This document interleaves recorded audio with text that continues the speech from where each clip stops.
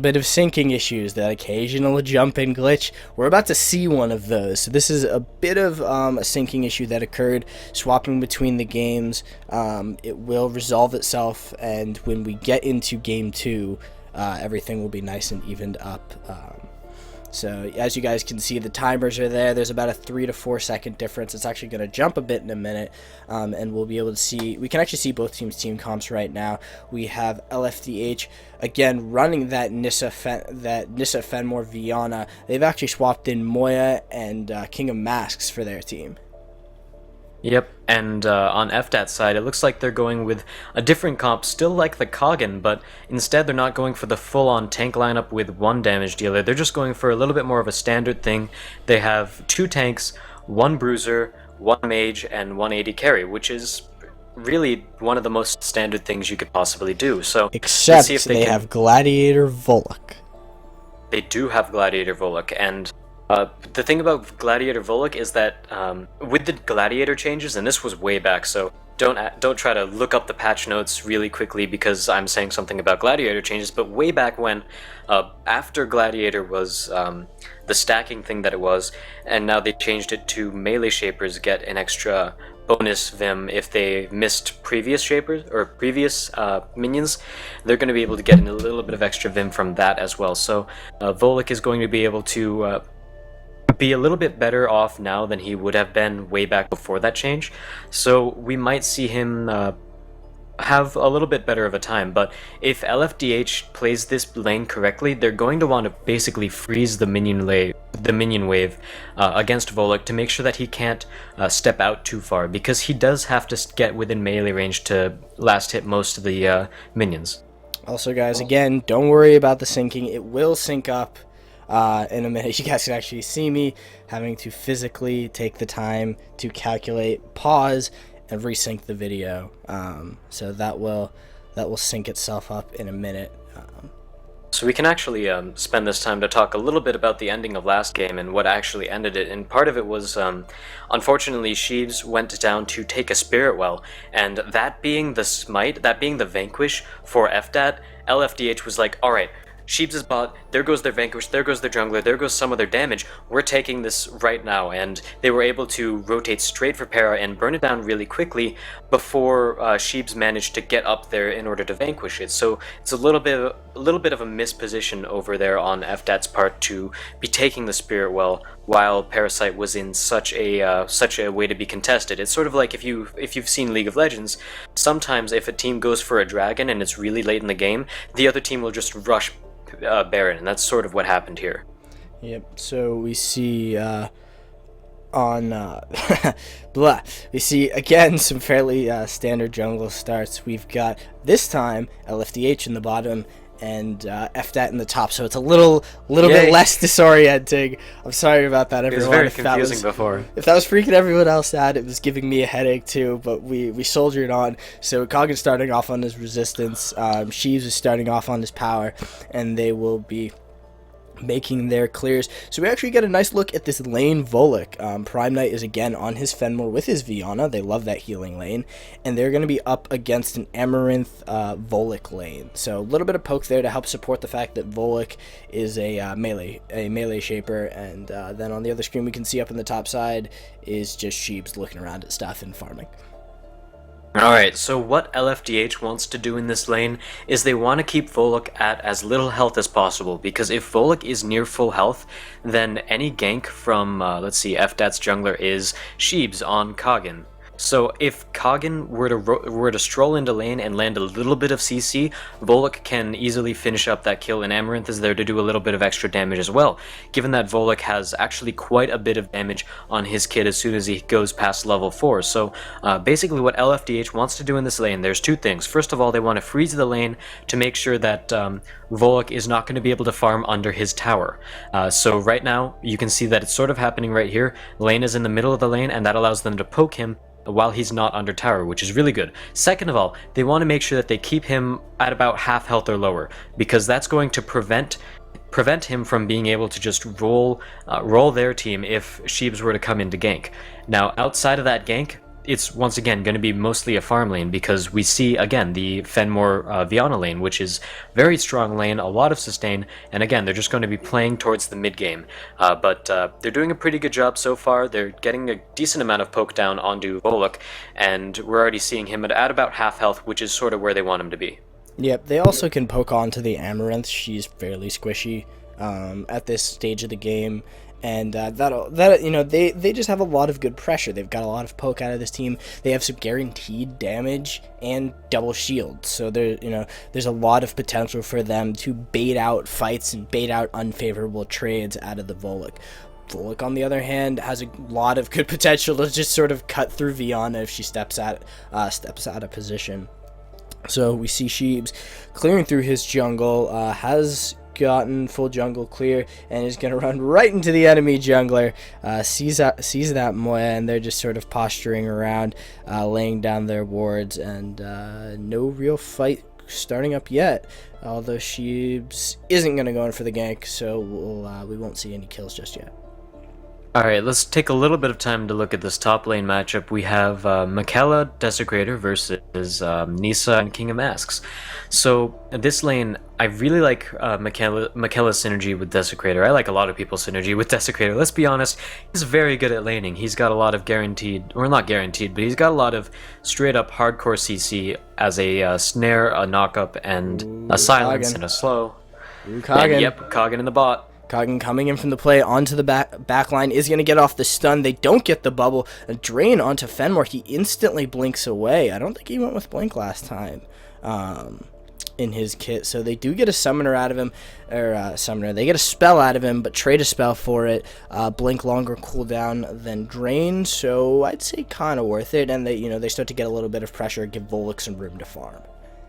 Yeah, forgive us for summoner spells, just a little bit of League of Legends. We were League of Legends casters before, and now we're attempting to cast Dawngate, and I think this is going pretty well so far, so hopefully the rest of the game goes just as well as the first game did, as we continue to watch these guys just sort of play the early game out like it's an early game. There's not really too much happening.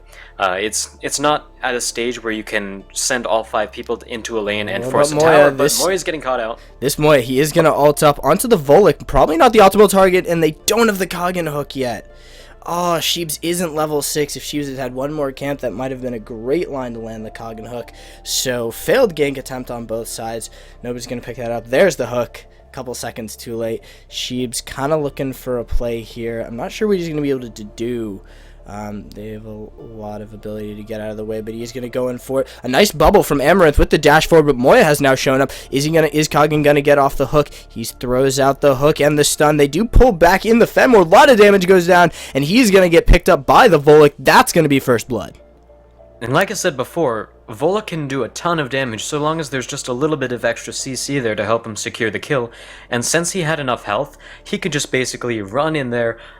I was gonna say punch, but slash chop chop Fenmore with his gigantic sword, and that was basically the end of that. If he was lower health, then he might not have been able to do that, because it was, first of all, very close to tower range, and second of all, Fenmore and Viana still do a decent amount of damage. So if Volok had a less than half health, if he was effectively poked down, as well as I was talking about earlier, then he might not have been able to pull off that same play. But either way, Sheebs with a great gank and a great hook, and they're able to secure first blood for their team. Good start for FDAT.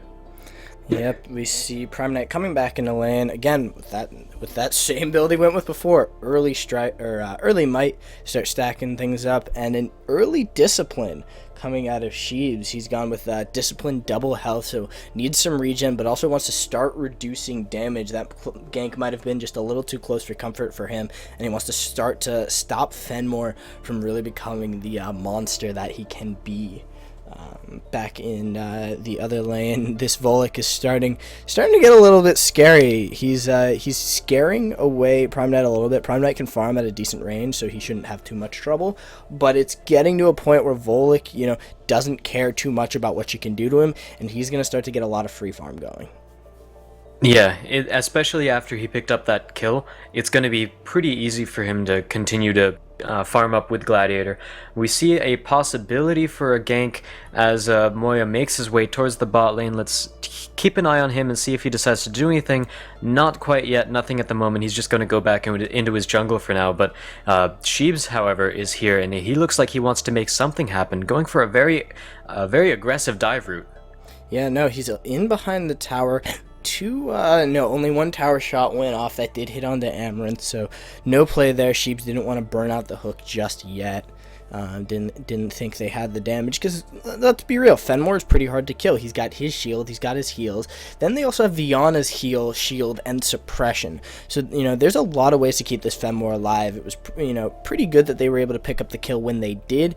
It was before a lot of people had hit 6, and actually a kill up in the top lane. Michaela wasn't able to help save Desecrator, and LFDH does pick up 1 kill. A lot of damage down onto the Michaela. Missed hook by Kogan, so no revenge kill there onto the Nissa.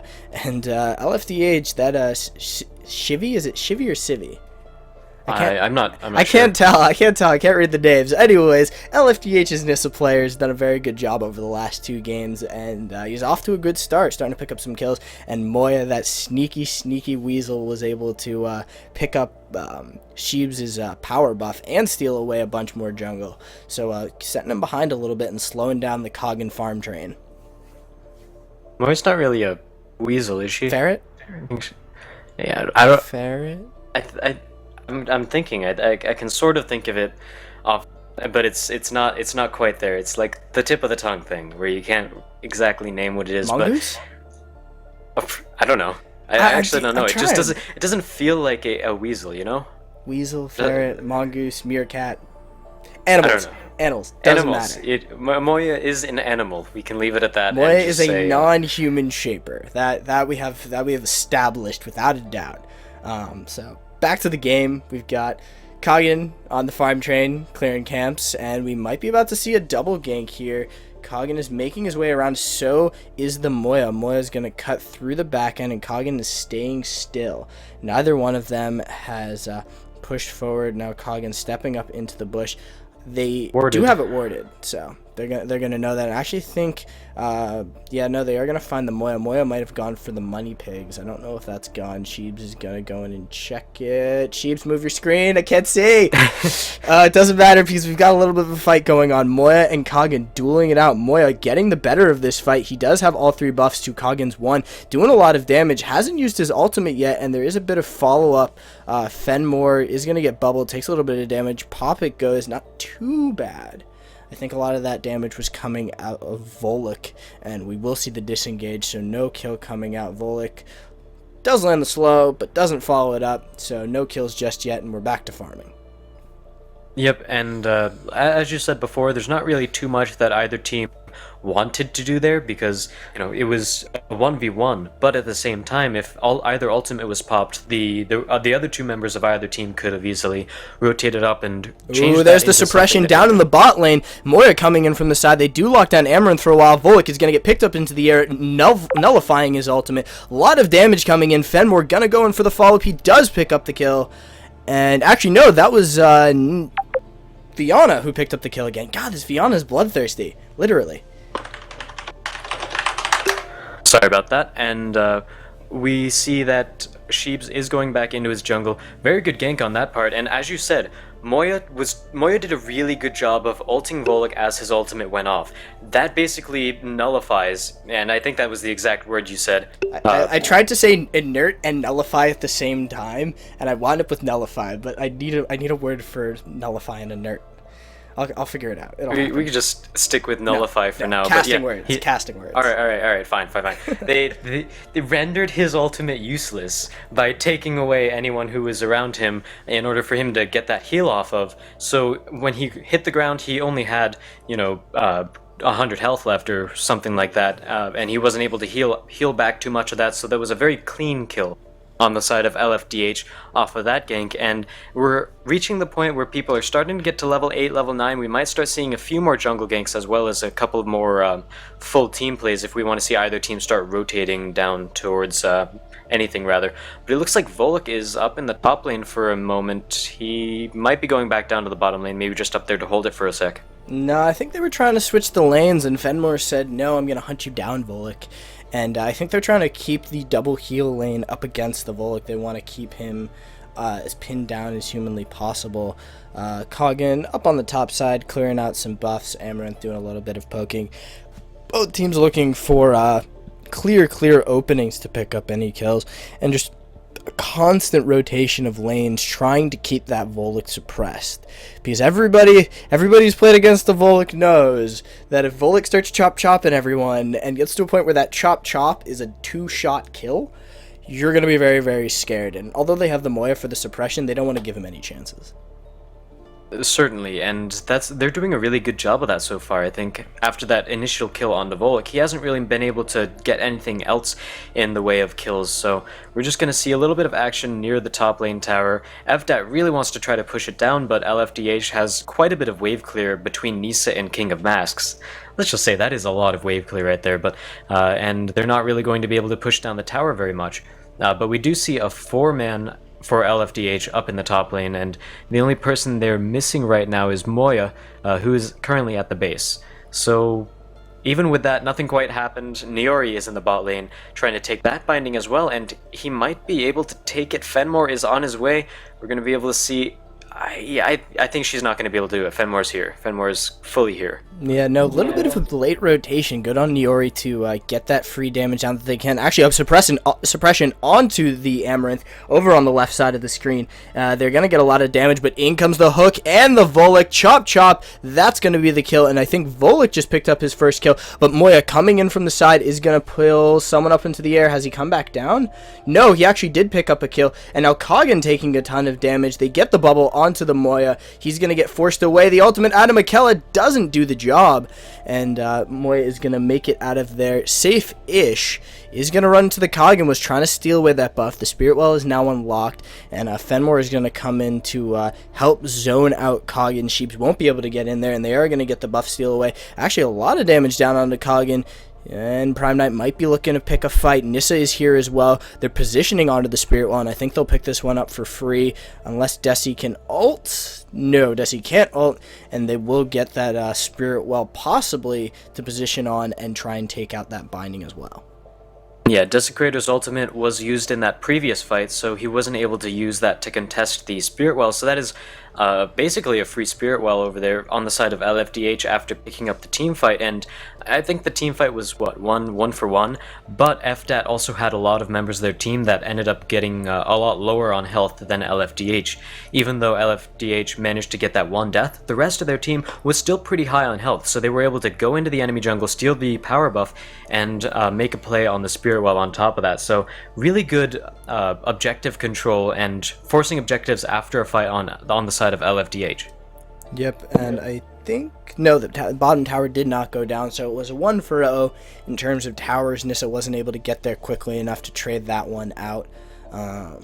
And now it's in LFDH, the ball's in LFDH's court to start setting up pushes and making plays. They now have the advantage to roam into the jungle. They have that outer binding down. They do need to be wary of the Volek and the Desecrator, and they aren't going to get the stun off onto Fenmore. He's going to be able to run out of there, and the instant turn right onto Desecrator. He's going to go down. Civi picks up the kill with a nice final flight out of Nissa, and now the pressure is on LFDH, maybe looking to transition over towards a Parasite. That seems to be where they're going. There haven't been any pings, but they instantly start to try and burn it down.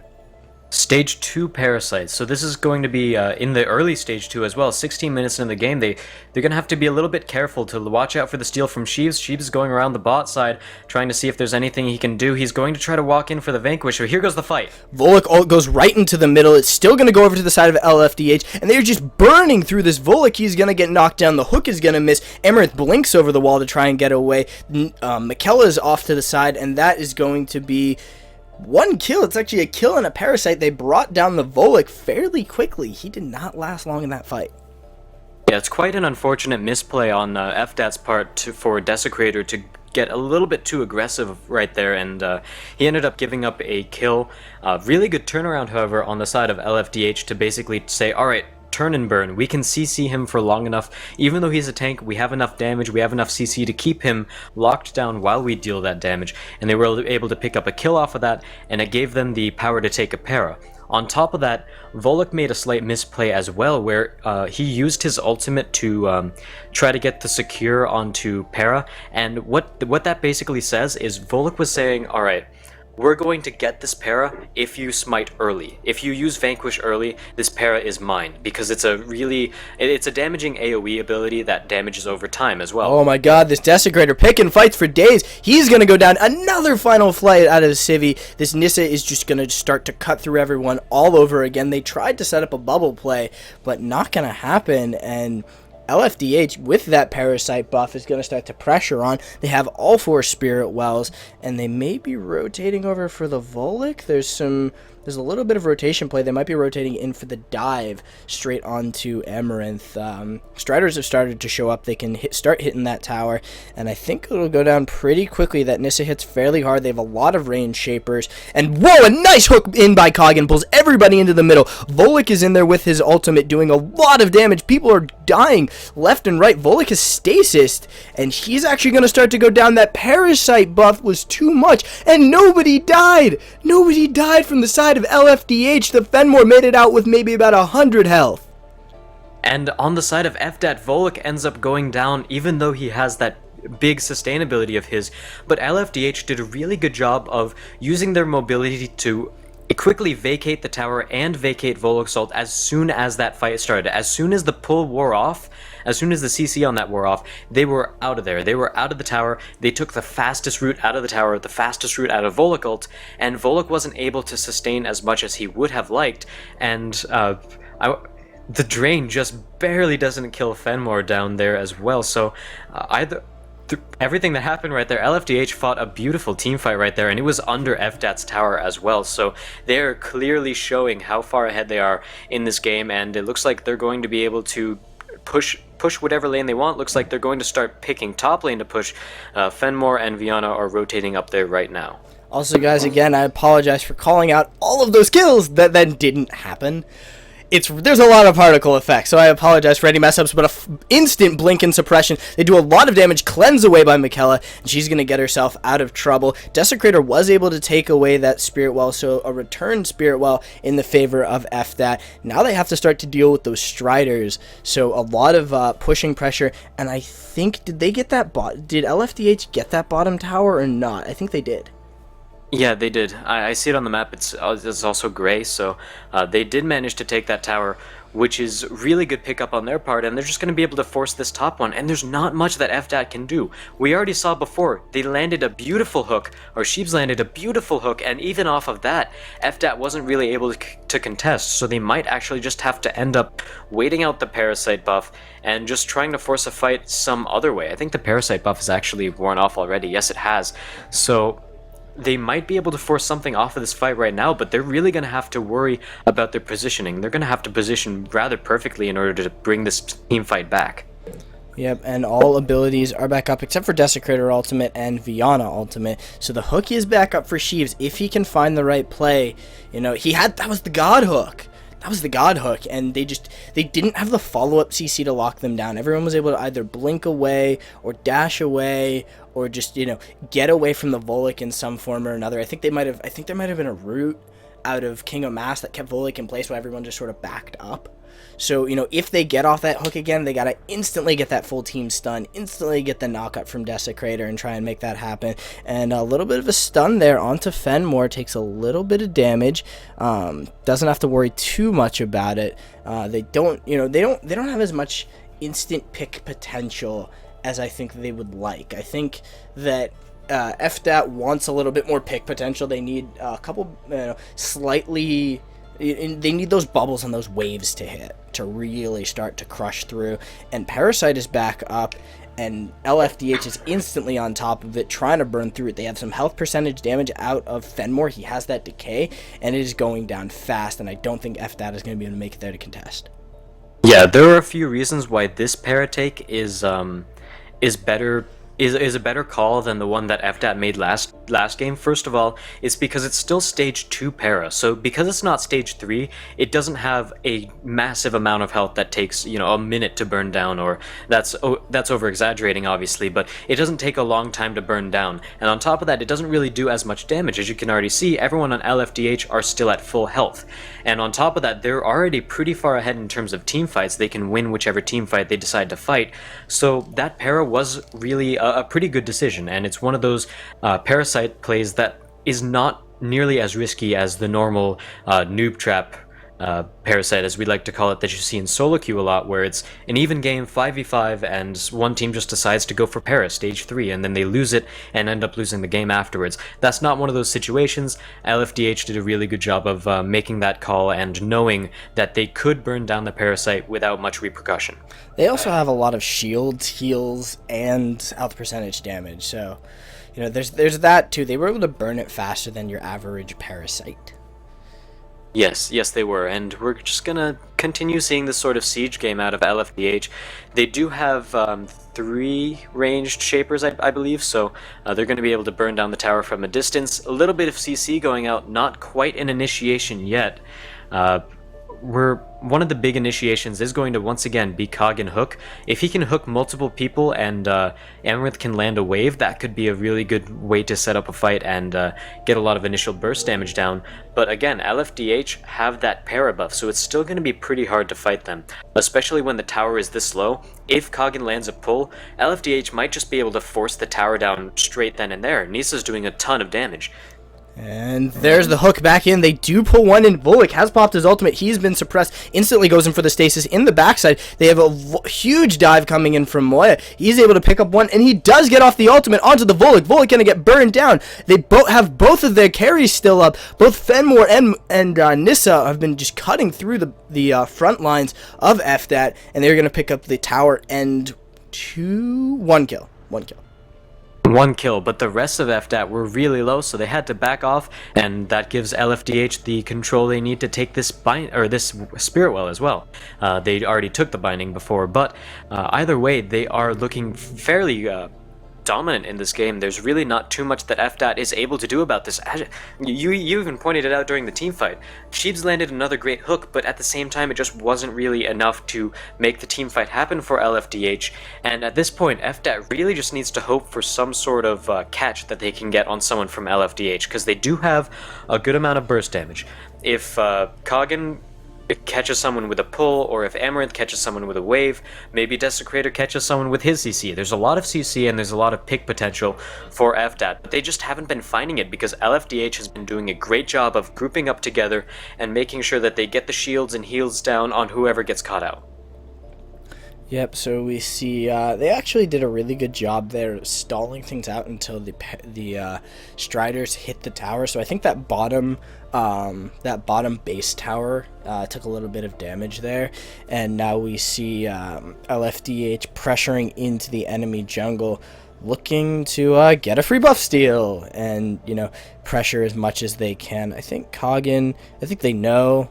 I think FDAT knows that LFDH is nearby. They may not have a ward down, but they're pretty sure. And I actually think they might have seen the Spectral Wolf pass over the wall. So I think that just gave away LFDH's positioning. Went over the wall of the Spirit Well, so FDAT would have seen that. Yeah, they could have seen that if anyone was watching the Spirit Well, and already they're forced to back off right back towards their tower. They do not want to get caught anywhere outside of their tower ranges, and right now, since these last two bindings are really close together, LFDH really just need to stall this out. They have Striders pushing, so if they just stay down in the spot lane, and they don't even need to take anything, they could just sit here, clear waves and siege, and then top lane, they've already sent Knight up there, Prime Knight, and he's going to be able to push that wave up there, so they're going to have two waves pushing down on the bindings at the same time. They can rotate wherever they want, and they're going to be able to have a good amount of control over this. Now, if I was FDAT, I would be Sheebs waiting in the sort of little center thing right there, and I would actually try to force a pull over the wall if we see that LFDH tries to rotate. I think that's one of the better decisions that FDAT could make. They just throw a ward over that wall, they can see whenever LFDH decides to rotate, and it looks like they're actually getting set up for para instead. which is, again, a really good play given how far ahead they are. Yep, instant rotation over for the para right as it starts to come back up. Sheebs is making his way over there. He knows it's going on. I don't think he can stop it, though. I don't think they can. They're not in position for it. They're still pushing out waves, and they don't have a ward on it, so they may know, but they're not going to risk walking into a death bush. A good old League of Legends fanatic death bush. They didn't want to just walk into it and die. Even still, like, after taking that para basically just locked the game down. LDFH has run this so long as they don't make a big mistake. And defend on laser core. Defend on laser core is basically all that FDAT can do. The Guardian's the only thing that can really save them now, because LFDH has so much pushing power with that stage 3 Parasite, with the extra power buff that they get. There's really not much they can do, so I think not contesting that para was more so just something that stalled out the game for FDAT. Like, if they were to take the para, they could maybe force something back, or if they could steal the para, they might be able to force the game back into their favor eventually. But if they all died there, then it would have been game over. But since LFDH got it, FDAT's really just relying on a mistake. That's all they can do right now. LFDH is too far ahead. They've got Striders, they've got the Parasite power buff. I think this is just going to be a one game for LFDH, and we might see that sometime soon, depending on when a team fight is. Sheeb's already getting poked down to half. That wasn't even, ultimates. That wasn't even a full fight. That was just poke, and he's already poked down to half. Yeah, no, a couple of skills, and he's already getting burned down a bit. They're starting to pressure the tower. They have a lot of heals here, a lot of shields, but a lot of damage down onto Moya. Pop goes the Moya, and that is going to be a kill. Going over to the side of FDAT, still showing they got a little bit of fight in them.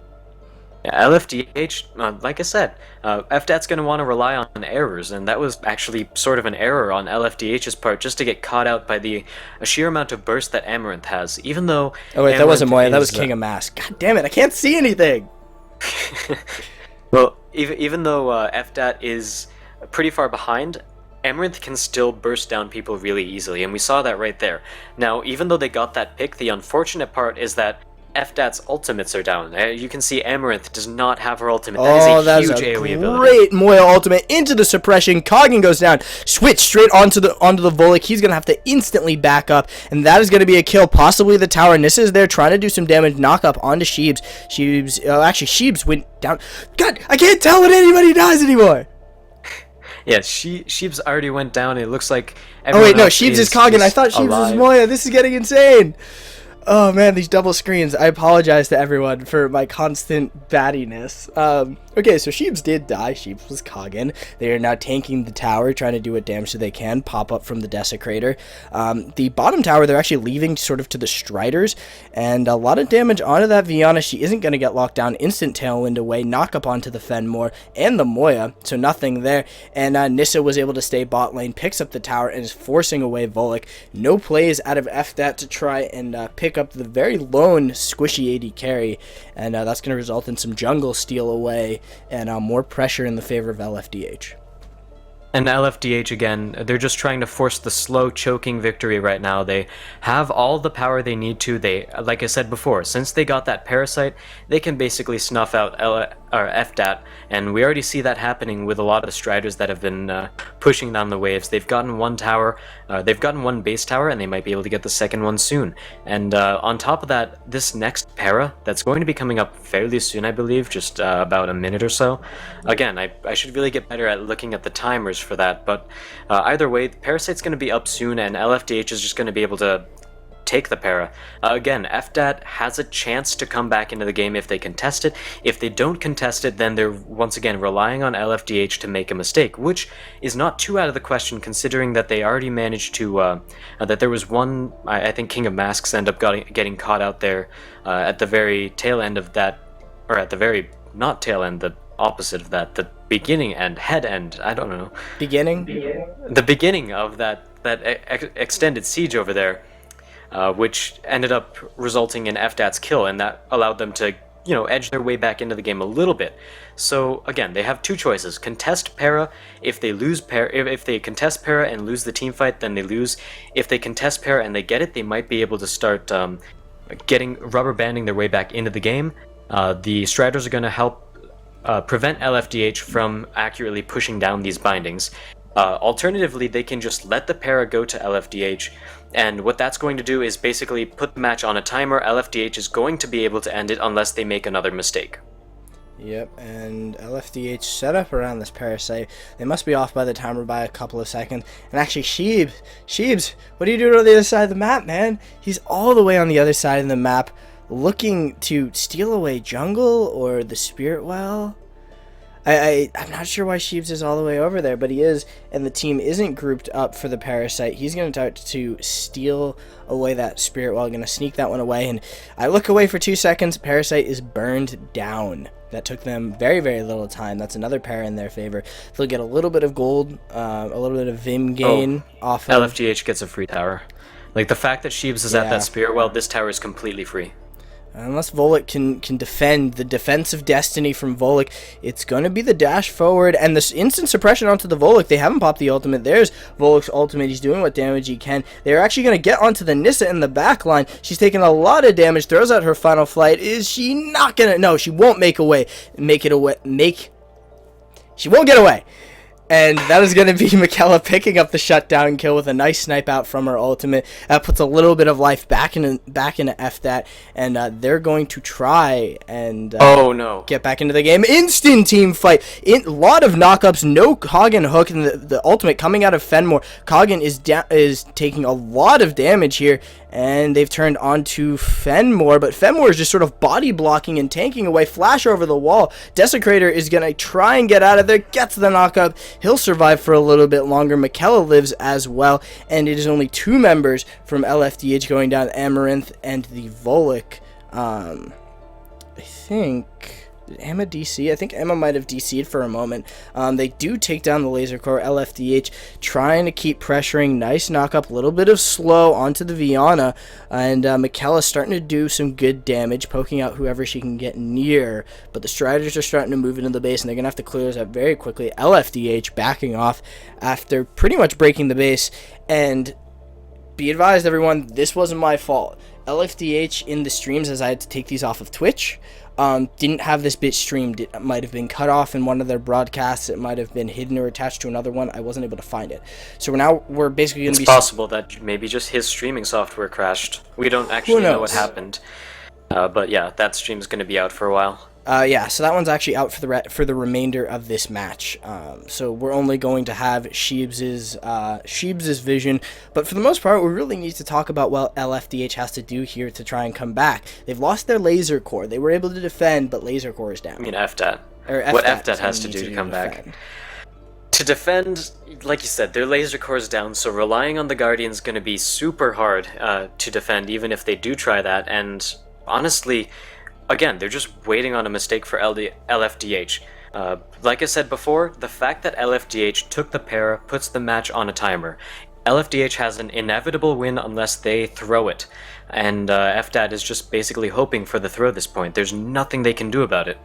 And all the power is in LFDH's hands, whether or not they end it, or whether or not they end up making a big mistake and throwing the game back to FDAT. But it looks like they're just going for the methodical victory, slowly taking out the cores rather than risk a full-on team fight.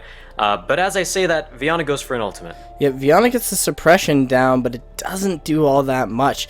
She was on to... They got off one little bit of suppression. A lot of damage going through. Volek is finally going to get the team fight he wants. He's into the middle of the fight. Moya has ulted up one target. They do take down one. Now turning onto the Amaranth. Amaranth has been forced out. Michaela is going down. Koggin is out of the fight. And I think this may be the end. I think LFDH is going to be able to finish this off. They take the last core, but there is still a little bit of fight left in this Amaranth. They're going on top of the Fenmore. Fenmore, being a Fenmore, just not dying. The bubble is on him. The shields are there, and they're going to take down Sheebs. Now turning on to Amaranth, she goes down, and that is going to be game 2 going over to LFDH. They're going to win this, and this was them winning the winners finals of the Dawngate Stars League, and they wound up coming out ahead of the whole tournament. Really, really good play right there by LFDH. Very minimal amounts of mistakes that they made throughout the entire game, and I'm really, it's really cool to see this high level of play already existing in Dawngate. Really, really good play by LFDH to take that game right there, and honestly, they just played really, really well. You know, they had the great laning phases, they had good ganks, they had good mid-game team fights, they had good play calling, and, you know, they were able to make good para calls as well. They never made a para call that forced them to throw the game, which is really, really good.